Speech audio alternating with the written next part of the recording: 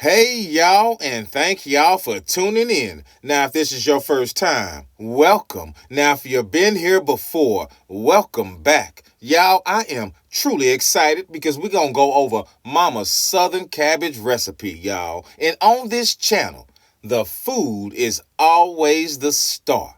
Now, y'all saw that cornbread pack? That's because we're going to go ahead and make some cornbread. We're going to follow the recipe, y'all. But we're going to put a little twist in it. We're going to make the cornbread our own, y'all. So we're going to put the amount of milk that's called. This is 2 packs I'm working with. So I use 2 eggs and 1 cup and 1/3 cup of milk, y'all. So we're going to go ahead and get that whisked up. Now, let me ask you, what type of cornbread mix do you like?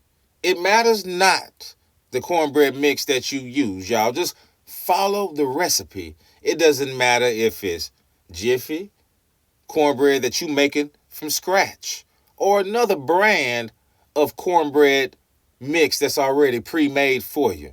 It all is cornbread and all is corn cake and it all tastes great, y'all. That's what it's all about, y'all. And I hope that you are enjoying this day and this time of year, whether it is day or night, because that is very important that you take the time and enjoy yourself. Now, we have to add in some of this local Texas honey, y'all. We using Kelly's, y'all. Kelly's local Texas honey. I love it. Tastes great. I put it in my espresso too sometimes, y'all. Yeah, I do, as a sweetener. Instead of sugar, honey is good for you. I'm going to go and drop some Tony Saturates too, y'all, in that cornbread mix. That's what I like to do to make my cornbread my own. So if you want to add another flavor agent in there, another sweetener besides sugar, go on and do that too. And I love to drop a little bit of butter in there. So I took about a 1/4 stick of room temperature butter and I dropped that in there. Now, if you want to melt your butter, go on and melt your butter, y'all. But I love to keep some butter out at room temp.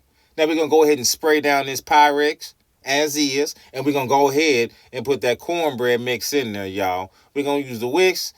And then we're going to go ahead and grab that ladle to get the rest of that out. It's a waste not, want not. Y'all know what it's about. Now, let's get things going for the cabbage, y'all. So we're going to go ahead and get this onion.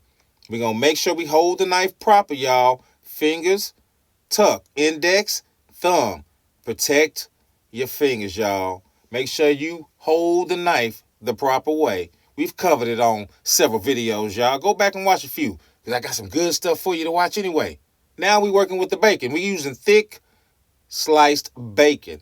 Great value. Now, whatever brand of bacon you want to use that brand. But I'll tell you this brand does a pretty good job for me. It gets the job done. It's thick cut bacon. But whatever brand you want to use, please pick that up and use that. All right. Now, we're going to go ahead and make sure we cube out this bacon.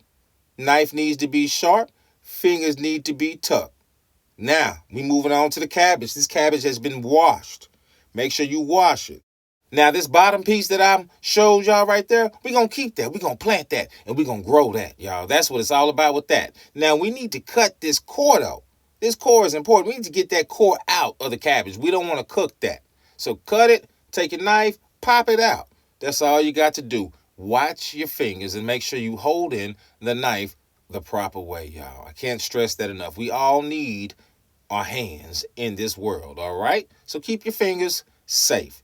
It's all about safety in the kitchen too, all right? So after I slice this cabbage, y'all, this cabbage did get rinsed again. It's cabbage. We need to make sure that we are rinsing it, y'all. And while that cabbage was getting sliced and rinsed again, I had this pot working right here. Y'all had it going on about medium to high heat with the onion and the bacon in there at the same time. I'm going to let that bacon fat render down, y'all. Now, it's on medium to high heat. If that's too high for you, let it sit there for a second on medium to high heat. Now, move your ladle around, y'all. Move it around, okay?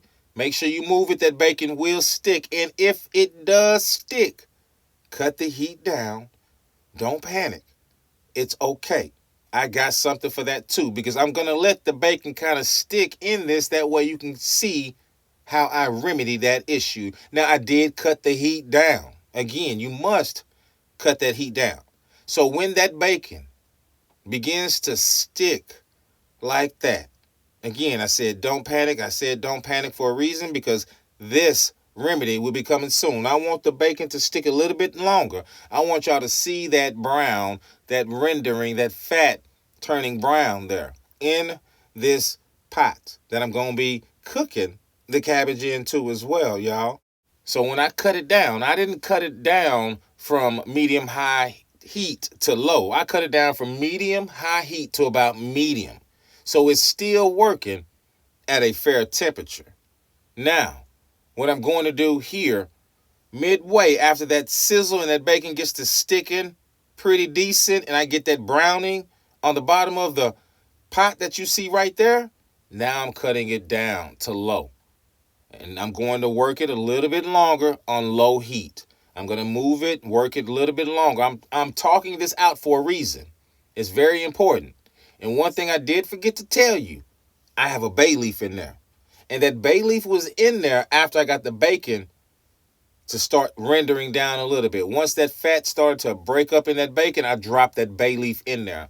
You see the bay leaf is stuck right there to the side of the pot. And you see all that browning happening at the bottom of the pot.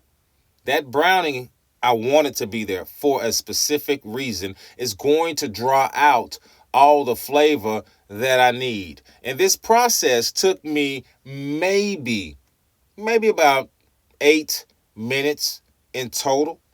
So we're going to work it. We're going to let this sit here for a second. And as it sits, it's still browning. And that's very important. Now, this is the key. Adding a touch of water. Now, again, it's off of high heat. So at this phase, we are removing all of that rendering from the bottom. You can see the water actually change color to brown. And that's what we want. And everything that is stuck to the bottom will be released. And that's what we want. We want all that to be released because there's so much flavor in there when you render it down like that. Now, you must be cautious. You don't want it to burn. And that's what you don't want. It's a difference between browning and burning. And one of the biggest difference is not adding the water in on time or adding whatever liquid. You could be adding chicken stock, chicken broth in this instead of adding water. But today I wanted to use water instead of adding chicken stock inside of this because I already have my flavor agent in the broth, which is the bacon. So since I have the bacon in that right now, I didn't want to put that in there. So we phased in 1 cup of water right here in this browning process. And you can see what I mean by the browning process. You see that the water is brown. So we have this lemon juice. We're going to work with this lemon juice. We're going to put 1, 2, 3 seconds of a squirt inside of this water. That's 1 cup. Now we're going to season it up. I'm throwing some Tony Chachere's in here. Now I want you to keep this in mind. Whatever flavor agents that you love, that you like, that you prefer, those are the flavor agents that you use. And I want to let you also know, yes, I'm cooking this on medium-high heat, but I'm also using an electric heating element. My stove top is an electric one. If you were working on a gas stove top, I would have it on medium, and then I would cut it down a little bit lower. Now, y'all, we got this up to a rolling boil. I'm going to add in that chicken base. Now I am. We're going to add that in. We're going to continue to render on down the liquid that's in here. And we're going to go ahead and get the cabbage in there now. Now it's time to get the cabbage in. This cabbage, again, has been rinsed. And I want the cabbage to be pretty much whole in a way. And one thing that I did not say, the outside cabbage leaves, I did keep those separate because I can make cabbage rolls from those outer cabbage leaves. Now, if you feel like you need to break this up further, break it up further. I did cut mine thicker because I understand that cabbage will turn into water. Yes, it will. It is like iceberg lettuce, mainly water. And this is why when we cook cabbage, regardless of us baking the cabbage or actually cooking the cabbage in some water, it produces liquid of its own because it is filled with water. Now, we're working on the cooking process of the cabbage. I've added in 1 cup of water into the cabbage. We added 1 cup of water in to make our mother, which is the base of the flavor of the broth that we have made for the cabbage. So we had that cup go in. Now we're phasing in 1 cup. That was the last of 1 cup. We didn't pour the whole 1 cup in. Now, as far as the temperature goes, we have cut the temperature back up to about 7.5 on my electric burner, which I would consider to be medium high because I'm going from 7.5 to 8. I want to bring it back up to a rolling boil. If this was a gas burner, I would have this on medium because a gas burner is going to heat up much faster. It is a faster conductor of that heat. We all know it. Flame, that fire. Flame, fire, man and woman's best friend, especially in the wintertime, y'all. Fireplace, ain't nothing like a good fireplace. But anyway, not in the summertime, though, but in the wintertime. So we have this cabbage. We want to work this cabbage, and we're going to phase in more cabbage as we go, y'all. We're going to phase it in. But we want this cabbage right here to come to a rolling boil. So we're going to add our flavor agents in now because we don't want it to be at a rolling boil to where it's steaming and then we can't add our seasonings in properly. And the reason I say it that way, because think about it. When it starts to steam and you try to add your seasonings in from the seasoning container, that steam will clog up those perforated holes in your seasoning container. All right? So you want to get that flavor agents or those flavor agents in there prior to it coming to that rolling boil or that steaming rolling boil, and it's harder to get that in there. Plus, you don't want to burn your skin. All right? So whatever flavor agents you want to add in, y'all. You see me adding some lemon juice as in the base. You see me add some chicken base in there also during this process. You've seen me add in some paprika as well. You've seen me add in some Tony Chachere's as well, too. One thing that you didn't see me add at all was salt. And you won't see that added in because the chicken base itself has salt. The bacon has salt. The seasonings have salt. So we're going to add some cumin in here too as well. Now keep in mind, season how you want to. Now the cumin is just a touch. And you'll be surprised. I don't know if you've ever used cumin within it, but cumin can go a long way. And also, paprika. I use paprika. Most people don't know this, but paprika is dried red bell pepper. And also, did you know, one red bell pepper has more vitamin C in it than a glass of orange juice? So, think on that.